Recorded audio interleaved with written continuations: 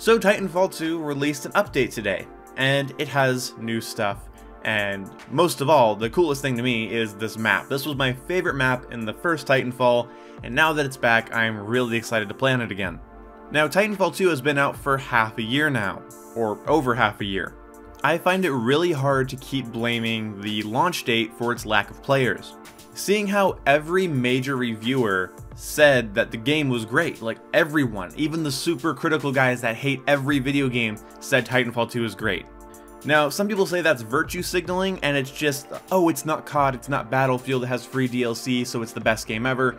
I haven't really seen any really objective reviews tearing into Titanfall 2.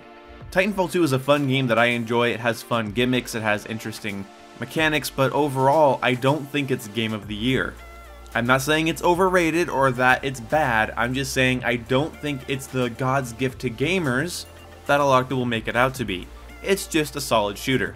But at this point in the game's lifecycle, I think it's kind of hard to say that the launch date's still holding it back. But I do think what the competition is doing now, not what they did with the launch date, but what the competition is doing now is actually hurting Titanfall. Now with Titanfall's June 27th update, we already knew that it was coming out on June 27th. They told us that way ahead of time. If you understand what economic competition is, you will start to notice it with all of your favorite franchises, brands, and products.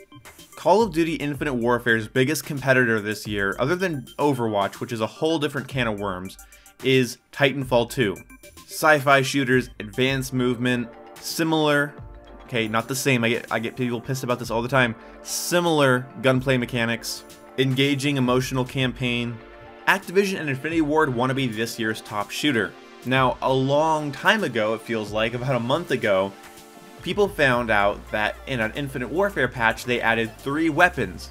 They weren't active yet, people didn't get them yet, but they were in the game. And people thought that they would be getting them in a week. But we didn't get them in a week, and we got them completely out of the pattern that we usually get content drops in Infinite Warfare. This shit's almost a month late. But they just came out today on the 27th. That's crazy.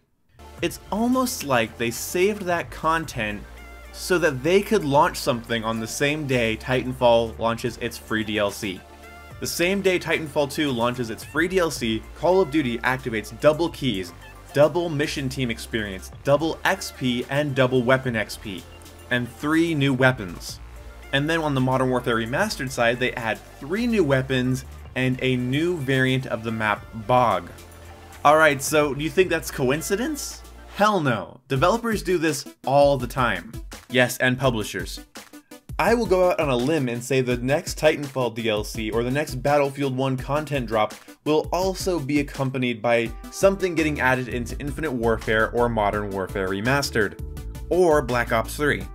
So what can Titanfall 2 do? Well, Titanfall 2 could have dropped this DLC with almost no warning.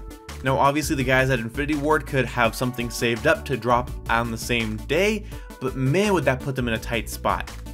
I feel like if you're going to telegraph your free DLC, hey, we're launching on this day, on this month, then your competitors will launch something at the same time, trying to entice other players to come to their game.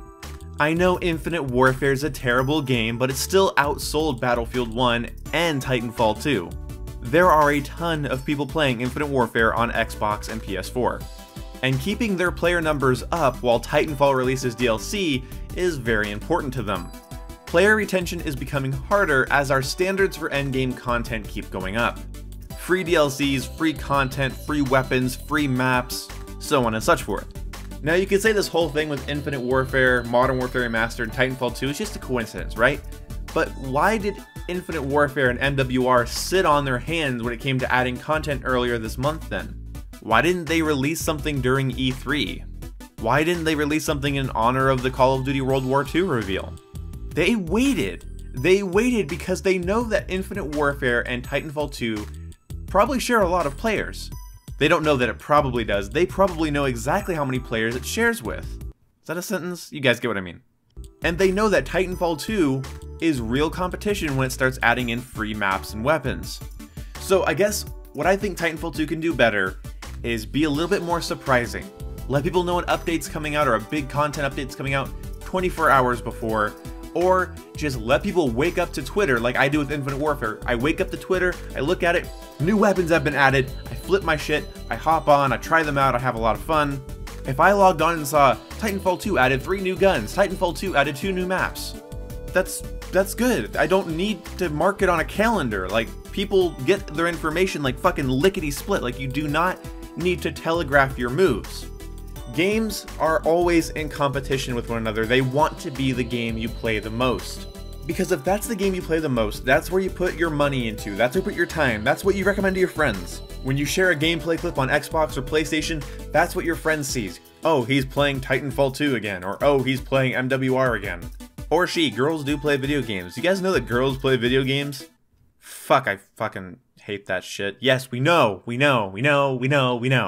I say guys because I'm a guy. Okay, tangent.